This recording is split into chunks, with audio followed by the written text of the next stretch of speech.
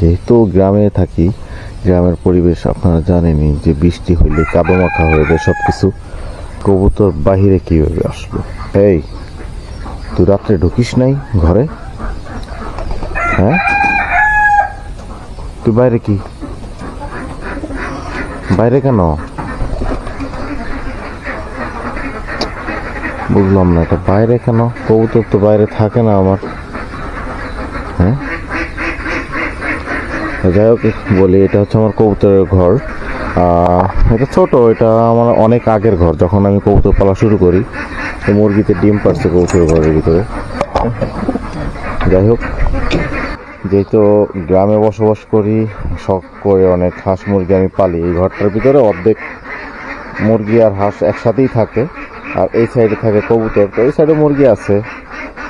তো বৃষ্টির কারণে ঘরের ভিতরে একদম স্যাঁতসেঁতে হয়ে আছে। এই হচ্ছে আমার হাঁস মুরগি।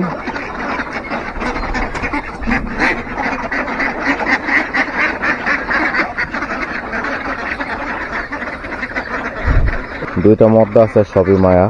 আর ওইগুলো হলো আমার পালের ফোটানো বাচ্চা আর কি, মেশিন দিয়ে ডিম ফোটাইছিলাম সেই বাচ্চাগুলা। আর এই যে হলো মুরগি। সকালবেলা উঠে এটা আমার রেগুলার কাজ। হ্যাঁ, এগুলাকে খাবার দেওয়া, এগুলার মেনটেনেন্স করা, ওষুধপাতি সব কিছু দিক দিয়ে লক্ষ্য করা। খাবার না দেওয়া পর্যন্ত বাড়ি থেকে নড়বেই না। ওই যে ওইগুলো চলে আসছে।